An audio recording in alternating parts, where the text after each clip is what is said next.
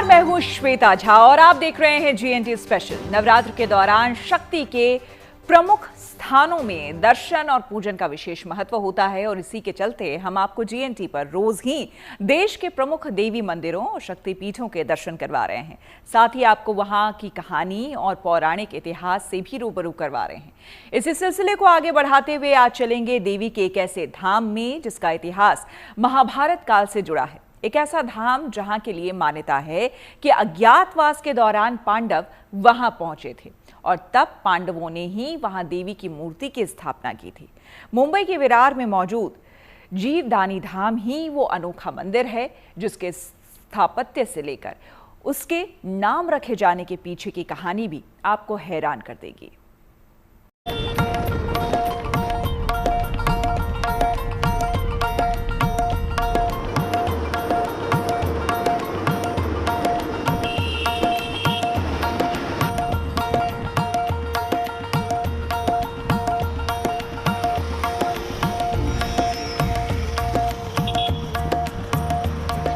साचे दरबार की जय।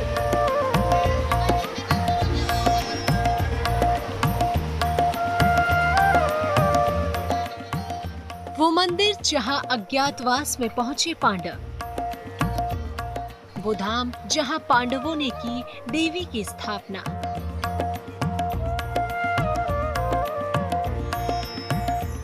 वो स्थान जहां पांडवों ने की शक्ति की उपासना।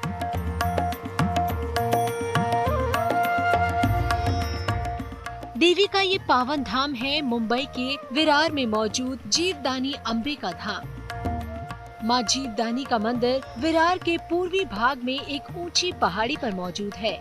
मां जीवदानी के दर्शन के लिए आने वाले भक्त लगभग 1500 सीढ़ियां चढ़कर माता के दरबार तक पहुंचते हैं। मुंबई से करीब 64 किलोमीटर की दूरी पर 2 घंटे का समय लगने के बाद गुड न्यूज़ की टीम जो है पहुंच चुकी है जीवदानी माता के दरबार में। ये वो सीढ़ियां हैं जिन्हें चढ़कर माता जी तक पहुंचा जाता है। जानकारी के मुताबिक तकरीबन 1500 सीढ़ियां हैं और वाकई में यहां आने वाले देवी भक्त इन सीढ़ियों पर चढ़कर माता जी तक पहुंचते हैं। पहाड़ी पर जीवदानी माता बसी हुई है, तो चलिए खुद भी करते हैं दर्शन और आपको भी करवाते हैं दर्शन। जय माता दी। खास तौर पर शुक्रवार और रविवार इस मंदिर में भक्तों की भारी भीड़ लगती है। अपनी मनोकामनाएं पूरी करने के लिए भक्त माता के मंदिर की चढ़ाई नंगे पैर करते हैं, लेकिन बुजुर्गों, बच्चों और दिव्यांग भक्तों की सहूलियत के लिए अब लिफ्ट भी लगा दी गई है। ऐसे में भक्त इस लिफ्ट के जरिए भी माता के दरबार तक पहुंच सकते हैं। आखिरकार हम पहुंच गए हैं जीवदानी मैया के मंदिर में। सबसे पहले आप खुद भी दर्शन करें माता जी का। थोड़ा सा भक्तों को रोका गया है और अब माता जी का श्रृंगार यहां पर किया जा रहा है। बताया जाता है कि मां भवानी के जीवदानी धाम का इतिहास महाभारत काल से जुड़ा है। जानकार बताते हैं कि 5 पांडव अज्ञातवास के समय द्रौपदी के साथ यहां आए थे। उस समय जीवदानी पहाड़ी पर घनघोर जंगल था। तब पांडवों ने यहाँ पहाड़ी पर गुफा में शक्ति की स्थापना और उपासना की थी। ये माताजी का जो स्थान है ये स्वयंभू स्थान है। जब भी पांडव अज्ञातवास में थे तभी यहाँ पे आके वो रुके थे। ये तो पहाड़ पे पूरा जंगल था, ये जंगल में वो अनाथ इसमें रुके थे और उसके बाद में उन्होंने रहने के लिए यहाँ व्यवस्था किया बाजू में और यहाँ माताजी का स्थापन किया है। भगवान कृष्ण उनके जो गुरु थे उनका भी यहाँ बाजू में स्थापन किया है और जो माताजी के पीछे जो काला पत्थर दिखता है वहीं पे माताजी का स्वयं स्थान है। मंदिर की स्थापना तो महाभारत कालीन बताई जाती है, लेकिन देवी के इस धाम का नाम पड़ने की कहानी भी बेहद रोचक है। देश में देवी का ये अकेला मंदिर है जिसे जीवदानी नाम से जाना जाता है। दशकों से मंदिर में सेवा पूजा करते आ रहे पुरोहित बताते हैं कि इस नाम के पीछे एक गाय और बछड़े की कहानी है। ये पांडव काल में यहाँ माताजी का स्थापन हुआ है। उसके बाद में बहुत सालों तक ये माताजी का स्थापन किसी को मालूम नहीं था, क्योंकि एक छोटे से गुफा के अंदर ये माताजी का स्थापन था। ये तो अभी डेवलप किया है, पहले छोटा सा गुफा था, उसके अंदर जाने के लिए छोटा सा रास्ता था, किसी को भी मालूम नहीं था। लेकिन बहुत साल पहले एक गुराखी अपने जानवर लेके ये बाजू के पहाड़ में आता था और उसके जानवरों के साथ में एक गाय और उसका छोटा सा बछड़ा रोज़ उसके जानवरों में आता था। वो देखा कि रोज़ आता है, शाम के टाइम पे ये लोग गायब हो जाते हैं, ये कहाँ जाते हैं। एक दिन उसने ऐसा सोचा कि मैं इनके तलाश लेने के लिए यहाँ पे आता हूँ। तो वो ग्वाला यहाँ पे आया, ये पहाड़ पे आया तो माताजी ने जो गाय के रूप में थी उसने उसकी तरफ देखा और ज़ोर से चिल्लाई और वहाँ से नीचे छलांग लगाई। और उसके बाद में और गाय और वो बछड़ा जो था उस गायब हो गया, किसी को पता नहीं चला और वो आदमी भी बेहोश हो गया। जब होश में आ गया तो उसने गांव के लोगों को जाके ये सब बता दिया कि ऐसा ऐसा मेरे साथ में हुआ है, यहाँ पे माताजी का कुछ तो है। तो इसके लिए गांव के लोग, हज़ारों लोग यहाँ पे आए, उन्होंने सब पहाड़ पे खोज की तो यहाँ गुफा में ये माताजी का स्थान उनको मिला। और ये माताजी को नाम क्या देना है, तो जो गाय और बछड़े ने जीवदान दिया था इसके लिए इसका नाम जीवदानी रखा गया है। जीवदानी अम्बे के परिसर में भैरवनाथ के स्थान समेत और भी कई मंदिर मौजूद हैं।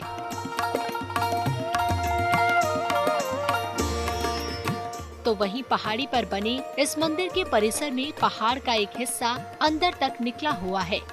भक्तों के बीच इसे लेकर अपनी मान्यताएं हैं। खास बात यहाँ एक और है कि पहाड़ का एक छोटा सा हिस्सा यहाँ पर है जहाँ पर लोग सिक्के आकर के चिपकाने की कोशिश करते हैं। ऐसी मान्यता है कि अगर उनका सिक्का इस पहाड़ पर चिपक जाता है तो जो उन्होंने देवी माँ से मांगा है वो पूरी हो जाती है, लेकिन अगर नहीं चिपकता है तो भी कोई निराशा की बात नहीं है। लेकिन ये कहानी सिर्फ यहीं ख़त्म नहीं होती। जीवदानी मैया का दर्शन यहीं ख़त्म नहीं होता है।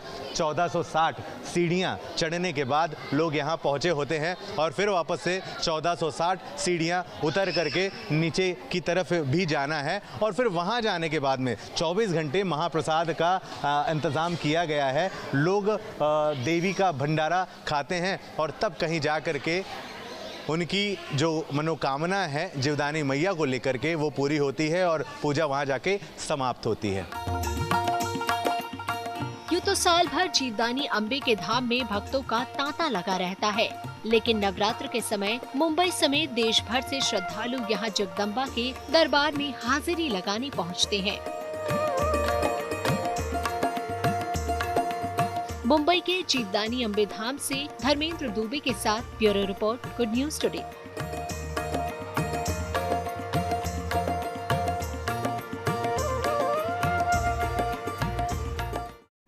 और अब आपको महाराष्ट्र से लिए चलते हैं मध्य प्रदेश, जहां बुंदेलखंड में मौजूद मां कामाख्या धाम में इन दिनों नवरात्र की रौनक है। असम में मां कामाख्या के शक्तिपीठ के बारे में तो सबने सुना है, लेकिन झांसी में मां कामाख्या का ये वो धाम है जहां देवी कामाख्या मूर्त रूप में मौजूद है।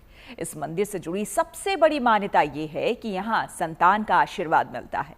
मंदिर परिसर में दाखिल होते ही आपको झूलों से लदा पेड़ नजर आएगा। ये वही पालने हैं जिन्हें यहाँ मन्नत पूरी होने पर भक्तों ने अर्पित किए हैं।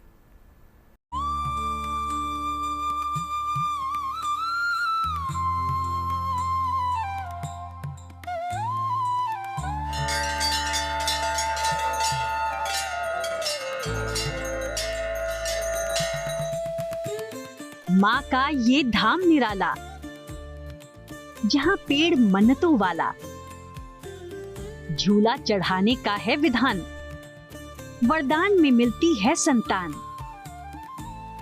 उत्तर प्रदेश के झांसी में ये माँ कामाख्या का धाम है।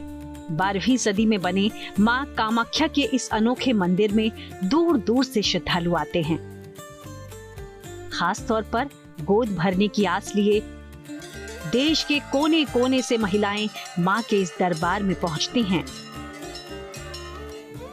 मान्यता है कि मां किसी को खाली हाथ नहीं लौटाती।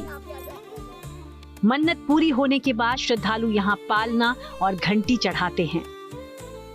मंदिर के परिसर में मौजूद ये पेड़ मनोकामना वाले झूलों से लदा है। हाँ, यहाँ पे मनोकामना भी बहुत अच्छे से पूरी होती हैं और जिनके संतान नहीं है उनकी भी मनोकामना पूरी होती है। ये मंदिर कामाख्या देवी और कैमासन मंदिर के नाम से प्रसिद्ध है और भारत में 2 मंदिर ही हैं, जो एक आसाम में है, एक यहाँ पर है। और मेरी भी यहाँ पे मनोकामना पूरी हुई है। मेरा बेटा यहीं, मेरी माँ आई थी, मन्नत मांगी थी और आज मेरा बेटा सही सलामत है, अच्छे से। ये कैमासन कामाख्या देवी का मंदिर है और यहाँ पर जो आदमी इंसान अपनी मन्नत के लिए आता है, उसको अगर गोद भरना है तो उसकी गोद भर जाती है और विवाह करना है तो विवाह होता है। जो भी कामना करते हैं वो सब यहाँ पर पूरी होती है माँ की कृपा से। और मेरी भी यहाँ पर माँ की कृपा से बहुत सारी कामनाएं पूरी हुई हैं। जो इच्छा लेके आते हैं वह पूरी होती है। और यहाँ पर जो है पलना चढ़ाया जाता है। लोग जिनके बेटा या बेटी हो जाती है तो वो यहाँ पर पलना चढ़ाते हैं और घंटा भी चढ़ाते हैं। बुंदेलखंड की धरती पर मां कामाख्या का ये अनोखा धाम मौजूद है। मां कामाख्या का जागृत शक्तिपीठ असम के नीलगिरी पर्वत पर मौजूद है। यहाँ मां की मूर्ति नहीं बल्कि उनके निराकार स्वरूप की पूजा होती है। तो वहीं झांसी के इस मंदिर में मां कामाख्या अपने मूर्त रूप में भक्तों को दर्शन देती हैं। वो बड़ा मंदिर है, काफ़ी बड़ी सिद्धपीठ है जो आसाम में है और उसी का एक रूप यहाँ पर है। और उसकी पूजा आसाम में जो कि जिस विधि विधान से पूजा होती है और यहाँ की विधि विधान में थोड़ा सा अंतर है, लेकिन रूप उनका वही है। यहाँ पर मूर्ति है कामाख्या जी की, जो आसाम गुवाहाटी में माँ की मुद्रा गिरी थी, सती के 51 टुकड़े हुए थे, उसमें से माँ की मुद्रा आसाम गुवाहाटी में गिरी थी। वहाँ माँ की मुद्रा है, यहाँ माँ का पूरा स्वरूप है, इसलिए इसका नाम कैमासन के नाम से प्रसिद्ध मंदिर है और मूर्ति है कामाख्या की। यहाँ पर हर व्यक्ति जो भक्त आते हैं श्रद्धा से, यहाँ पर हर किसी के मनोकामना पूरी होती। माँ से विनती करते हैं, अन्य करते हैं, अर्जी लगाते हैं। माँ की कृपा से यहाँ पर हर भक्त की मनोकामना पूरी होती है। बताया जाता है कि इस मंदिर का निर्माण 12वीं सदी में महोबा के परमार शासकों ने करवाया था। उसके बाद चंदेल राजवंश ने इसका रखरखाव किया। बीते सालों में कई बार मंदिर का जीर्णोद्धार भी करवाया गया।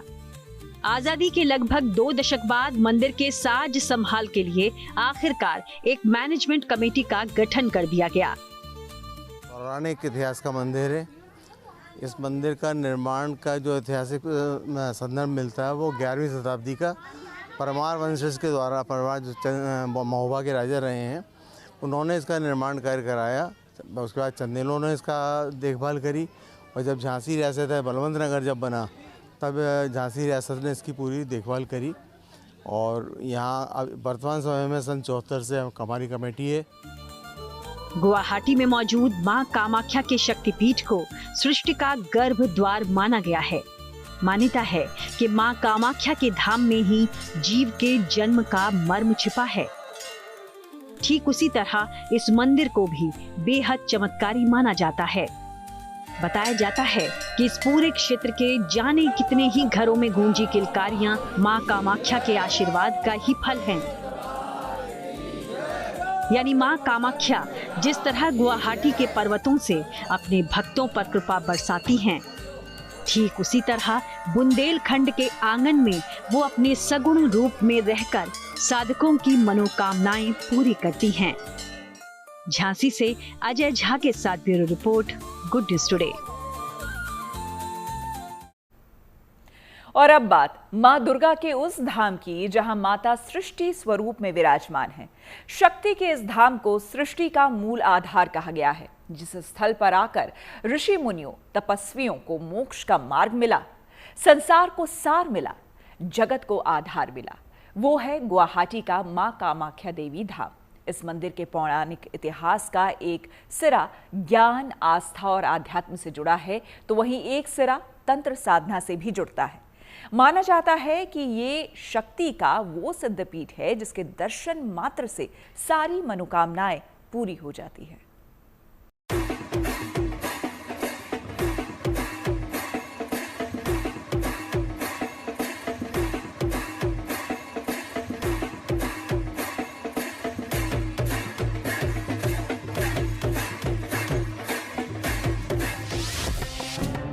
शक्ति संसार का आधार है और देवी के शक्तिपीठ रहस्यों का भंडार है। असम का कामाख्या मंदिर देवी का एक ऐसा ही अनुपम और अनन्य शक्तिपीठ है। असम में नीलगिरी पर्वत पर मौजूद ये मंदिर देवी के 51 शक्तिपीठों में सबसे जागृत माना जाता है। गुवाहाटी में मौजूद इस धाम को देवी के 51 शक्तिपीठों का मूल माना गया है। पुराणों में इसे ब्रह्मा, विष्णु और महेश की उत्पत्ति का कारक कहा गया है। इस धाम से ब्रह्मपुत्र का वेग जुड़ा है। नीलांचल की गोद में बसा ये वो मंदिर है जहां नारी शक्ति का उत्सव होता है। ये माँ का वो सिद्ध धाम है जहां तंत्र साधना की सिद्धि होती है, जिसे तंत्र मंत्र की जननी माना गया है। इस मंदिर में माँ की किसी मूर्ति की पूजा नहीं होती, बल्कि माँ अपने निराकार स्वरूप में यहाँ विराजती हैं। मान्यता है कि यहाँ देवी सती का योनि भाग गिरा था। कहते हैं माँ के इस दरबार में जो भी आता है वो खाली हाथ नहीं जाता। जो भी भक्त सच्चे मन से माँ से मुराद मांगता है, उसकी पुकार माँ अवश्य सुनती है, उसके दुख दर्द हर लेती है। माँ कामाख्या के इस धाम को ज्ञान और ध्यान की भूमि कहा गया है।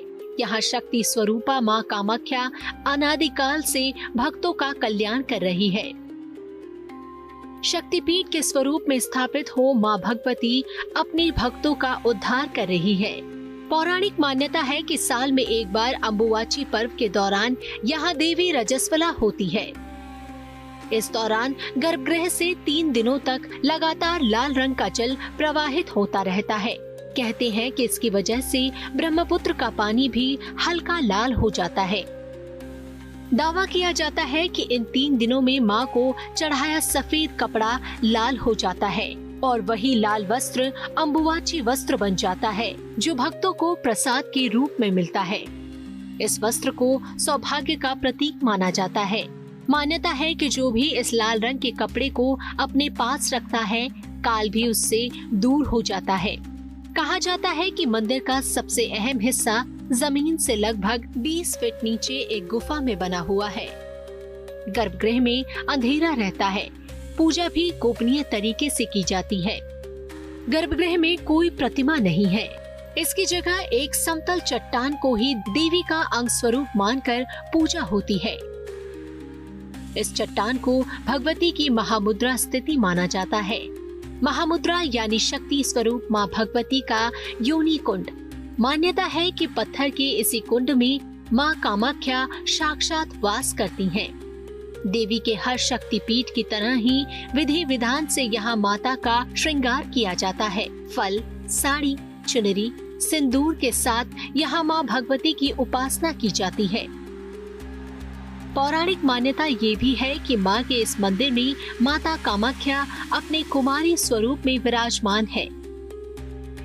माँ आदिशक्ति का विधान देखिए कि एक ओर जहाँ समाज में महिलाओं के रजस्वला होने से जुड़ी कई वर्जनाएं हैं, पूजा पाठ व मंदिर में प्रवेश करने की मनाही है, वहीं पर शक्ति की प्रतीक माँ कामाख्या देवी को राजस्वला होने पर ही पवित्र मानकर उन्हें पूजा जाता है।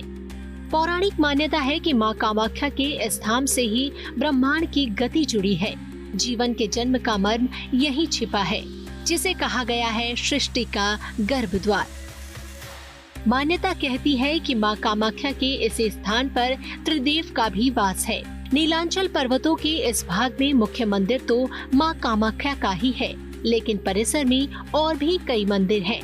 यहाँ 10 महाविद्याओं की देवियों का भी वास है। माँ त्रिपुर सुंदरी, माँ काली, माँ तारा, माँ भुवनेश्वरी, माँ भैरवी, माँ छिन्नमस्ता, माँ बंगलामुखी, माँ धूमवती, देवी मातंगी और देवी कमला का भी वास है। इनमें से त्रिपुर सुंदरी, मातंगी और माँ कमला की प्रतिमाएं मुख्य परिसर के अंदर हैं, जबकि बाकी 7 देवियों के अलग अलग मंदिर मौजूद हैं। इस क्षेत्र के लिए कहा जाता है कि कामाख्या एक प्राकृतिक शैल द्वीप है। जो तंत्र का सर्वोच्च सिद्ध सती का शक्तिपीठ है। इस पूरे क्षेत्र को कामरूप के नाम से भी जाना जाता है। मान्यता है कि यहीं पर भगवान शंकर को कामदेव ने कामबाण मारकर आहत किया था और समाधि से जागृत होने पर सदाशिव ने उसे भस्म कर दिया था। मान्यता है कि भगवती ने नीलांचल पर्वत पर ही कामदेव को जीवन दान दिया था, इसलिए यह क्षेत्र कामरूप के नाम से भी जाना जाता है। इस स्थान पर तांत्रिक कामाख्या देवी को तंत्र की देवी के रूप में पूजते हैं और दुनिया भर से तंत्र साधना के लिए यहाँ आते हैं। कहते हैं कि एक तांत्रिक अपने जीवन में कम से कम एक बार इस मंदिर का दर्शन जरूर करता है, लेकिन तंत्र मंत्र के संसार और साधकों से परे नवरात्र पर्व के दौरान देश के कोने कोने से हर उम्र के श्रद्धालु मां कामाख्या के दरबार में हाजिरी लगाते हैं।